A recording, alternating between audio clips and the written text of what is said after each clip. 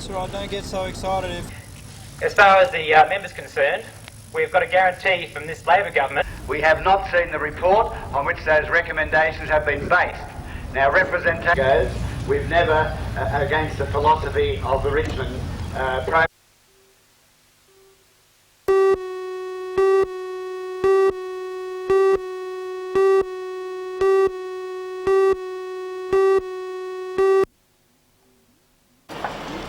In the news tonight, meet Sister Pauline Reid from the Sisters of Mercy.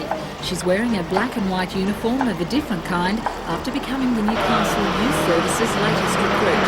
A talented nun turned street worker also sports a black belt in judo. For all the news, join us tonight at 6.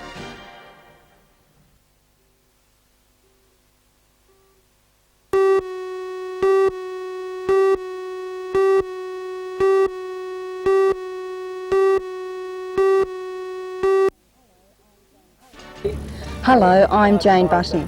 Tonight I'll be reporting on a large rally at Morisset. Townspeople and hospital employees banded together to protest at the imminent closure of Morisset Hospital. For all the news, join us tonight at 6.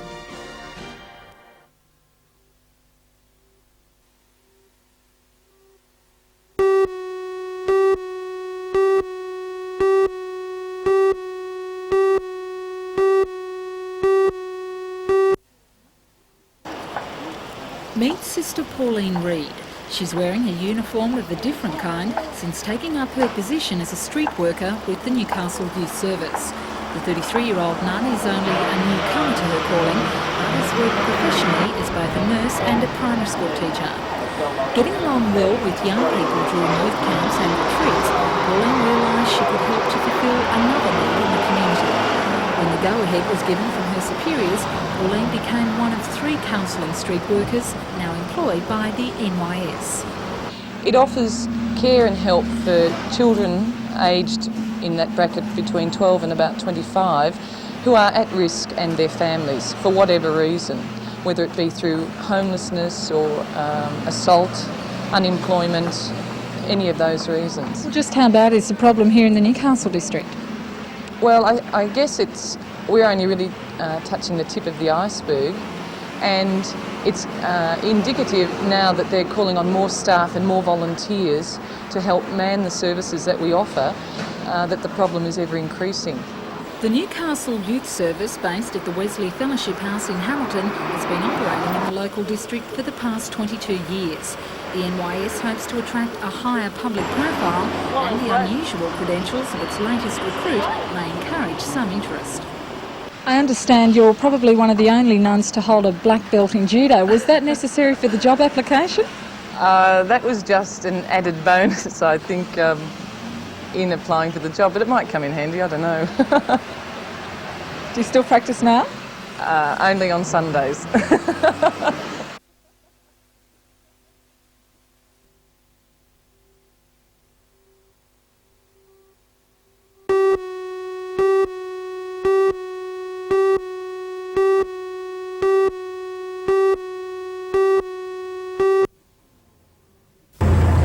16-year-old Daniela Eddy had followed her German Shepherd dog outside the family home after noticing a foul odour late Monday afternoon. Police were called to the colliery-owned premises after the dog led the girl to the remains of a man's lower arm underneath the Eddy's house. A gold signet ring was found on one of the fingers. Early yesterday morning, the scientific team and Cessnock detectives called in the dog squad. Soon after, the badly decomposed remains of a male body were found just a short distance from the Eddy's house. A number of empty liquor bottles were found nearby. Police say the face and body were decomposed and mauled beyond recognition. The remains and fingerprints were taken to Newcastle, and the coroner's report later identified the body as that of 37-year-old Christopher Green, released from the Cessnock Corrective Centre only a few weeks ago. Scientific samples were sent to Sydney after the autopsy failed to establish the cause of death. Today, Detective Alec Pollock, in charge of the inquiry, said it could be weeks before the final results are known.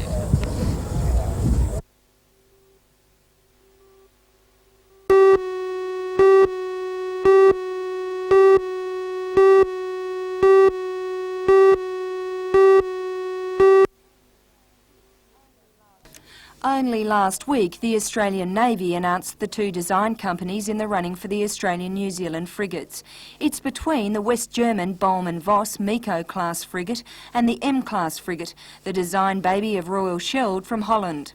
The Navy now wants the two Australian consortiums to team up with one of these design companies, and already the race is on between the two consortiums to successfully pull off a marriage with one of the designers. Today, Rear Admiral Barry West, the Chief of Navy Material, was in Newcastle to address a briefing session on the frigates project. He made it clear that the Navy does not prefer either consortium and that Newcastle's Australian warship systems was still well and truly in the running. He says a team of 300 will undertake the difficult task of evaluating the final tenders. A whole range of criteria will be used, including New Zealand industry involvement and industrial relations. We have no favourite either from the shipbuilder's point of view or from the designer's point of view. In fact, I feel very neutral about the whole thing. I think either group or any combination would give us what we want. Shipbuilding, the Deputy Chief Executive of Australian Warship Systems, John Jeremy, admits they have a lot of work ahead of them. He does not believe that Newcastle's industrial relations record will hold them back. I think it's a problem that we have to deal with, that so many of these things are matters of images. And unfortunately in Australia we tend to look at statistics and take them out of context and to develop a black image when really that is the wrong impression. And I think that industrial relations are perhaps far more of a problem for our competitors than they are for us. So what you're saying is you're confident?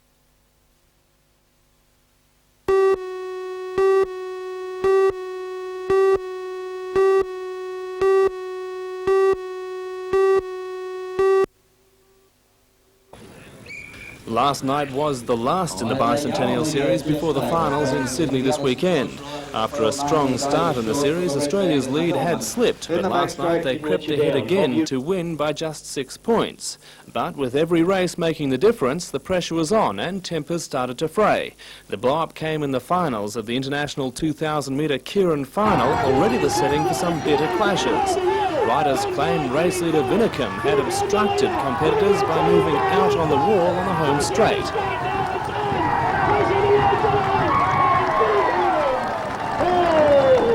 Victory was short-lived for Vinicum. An interference protest from the World Camp saw officials take the points away from Australia. Vinicum stormed out of the velodrome, leaving teammates to argue his case.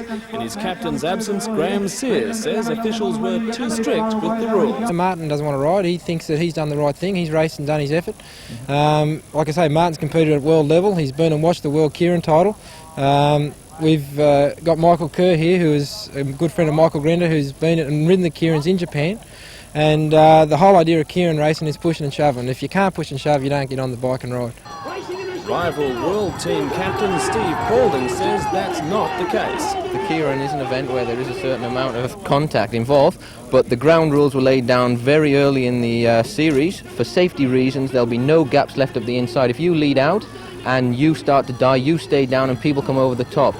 By giving a gap up the inside, the second rider has a clear run and he's almost unbeatable. So really, in all honesty, we reckon we should have been first and the other rider relegated to third. Meanwhile, Vinicum was out of the race, choosing to watch the 10-kilometre scratch race from the sidelines. You're going to be racing it all again, or is that it? The overseas riders haven't done well really in the scratch race.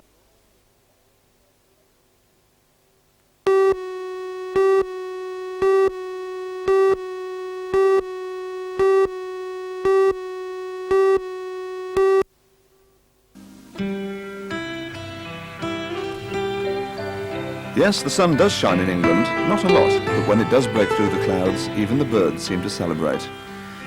Perhaps it looks like a lonely coastline, but that's the way we like it. Of course we'd welcome more tourists. As the politicians would say, it would boost the economy. We reckon this beautiful countryside is England's best kept secret. Don't tell the southerners. Local in these parts have hardly heard of pollution. Incidentally, northeasterners like to think that scenery like this inspired local musician Mark Knopfler of Dire Straits to write the music accompanying these pictures. Good, isn't it?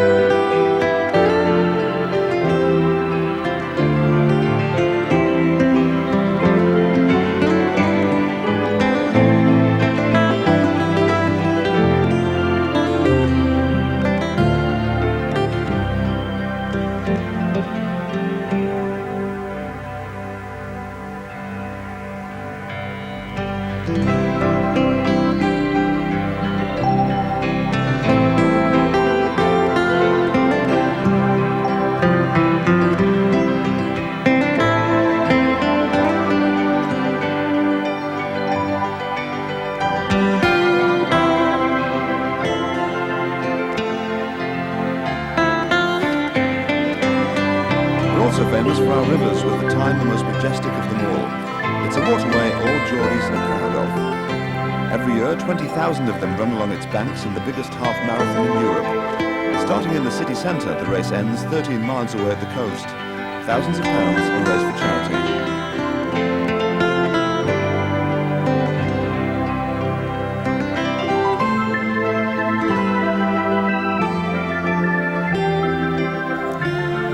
But the biggest event ever organised on the river was the Tall Ships Race.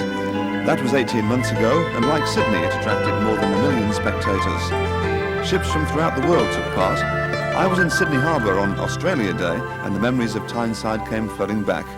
It seems nothing stirs the emotions quite like a tall ship.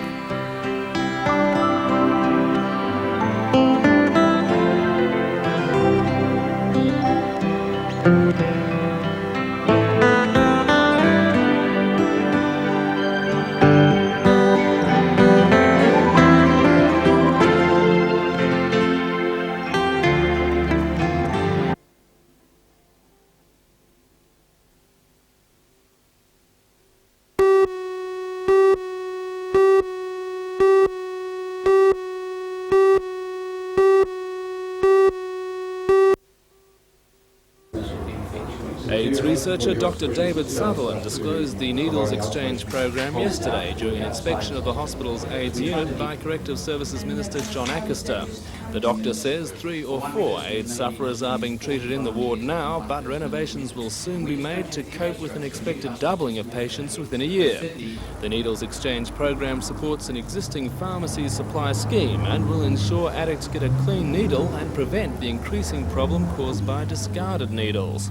The hospital will be supported by another outlet in an inner-city retailing area, thanks to the cooperation of police and local shopkeepers. Mr. Accoster says the doctor is a key advisor to the state on AIDS, but he says the distribution of needles in prisons is not a viable solution, especially since debate still rages over the planned introduction of condoms. One of a number of options available to us which will reduce the risk of AIDS being transmitted between prisoners.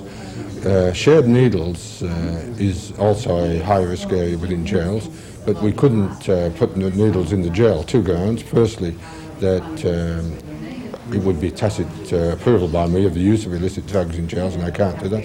But secondly, no prisoner would take such a needle if it was offered to him, because that would identify him as a drug user, and our security people would, of course, be writing on him and deal with him. Does that mean then that you will expect...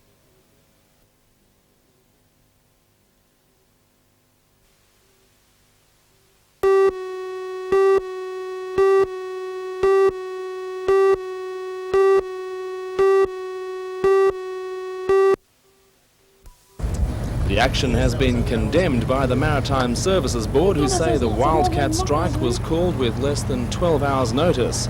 The issue of union coverage for crew members of a Newcastle pilot cutter is already before the State Industrial Commission, and arbitration talks between the Merchant Service Guild and the rival Seamen's Union were underway. The strike ties up 3 vessels in the port, loading nearly 150,000 tonnes of coal for export to Japan. About half a dozen other ships on the arrivals list are also marking time until the 48-hour strike ends tomorrow. It's estimated the delay will cost shippers and exporters thousands of dollars. The Maritime Services Board says Newcastle is now Australia's top commercial port, and the strike will put another dent in Australia's international trading image.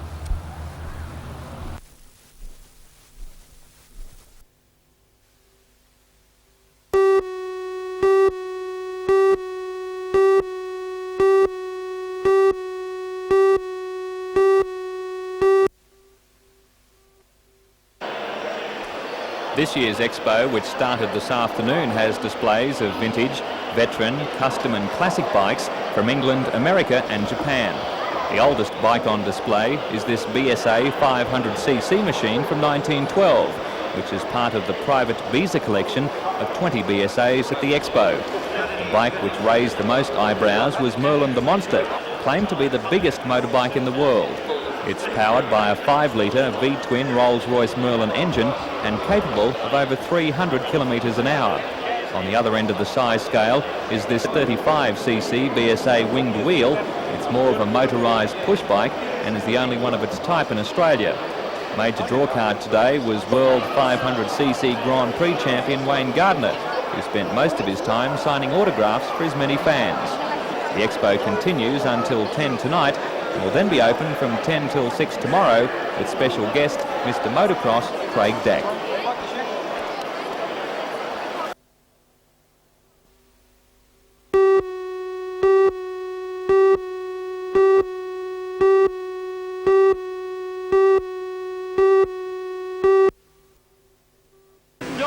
It was another Sydney sider, Ross Nicastri, who led for most of the 40-lap race until the very last lap when Giles put on the pressure. And Giles diving at him up on the outside. He thinks that's too dangerous. Now the white flag, Giles has got him! On the outside, Nicastri and Giles. Giles into the wall. Nicastri went for a spin. Giles got the better of him. He put the pressure on him in the last lap of the race, and he deserves to win. A great drive, Walter Giles. The best drive Alan we've Butcher seen of at the Queensland Motocross took for third some place, time. with defending A good champion drive. John Leslight of Lismore fourth. He paced himself brilliantly in that.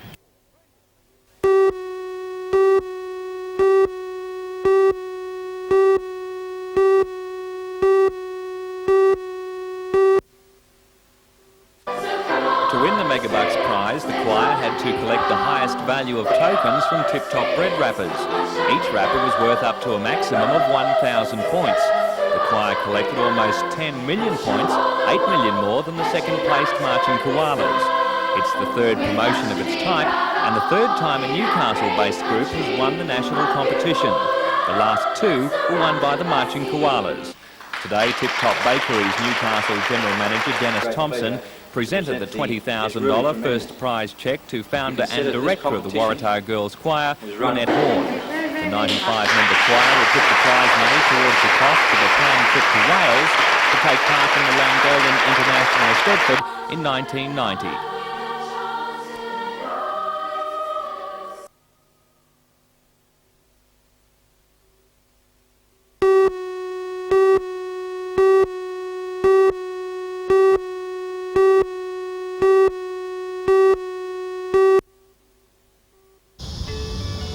Regional art prizes are an important venue for artists to gain recognition, and they've long been well supported.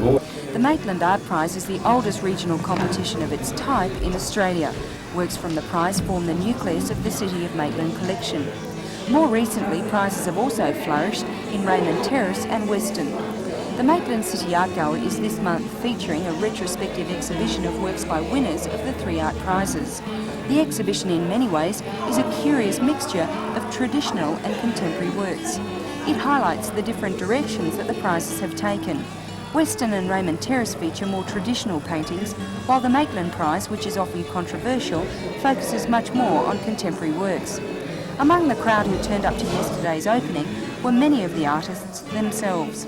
According to the director of the Maitland City Art Gallery, Margaret Sivia, because of the range of works, this exhibition was quite difficult to put together. It was very difficult to hang them because knowing that, or look, as you can see by looking at them, there are 3 very different types of artwork. How did you get around that? Well, mainly I think we're trying to put the more traditional works together and then the contemporary abstract works together. I did have to separate them to a certain degree.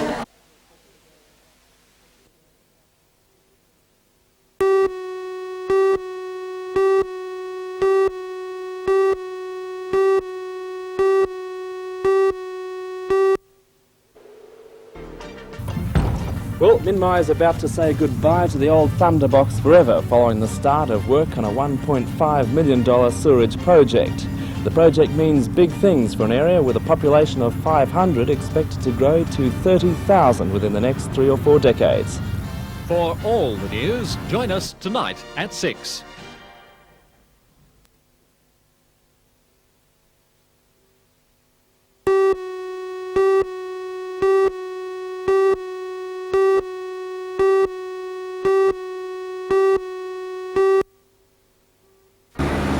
In NBN's news tonight, coal miners threaten to extend their industrial action unless proposed changes to award conditions are withdrawn. 28,000 miners stopped work at midnight last night for 2 days to protest against the actions of company owners. For all the news, join us tonight at 6.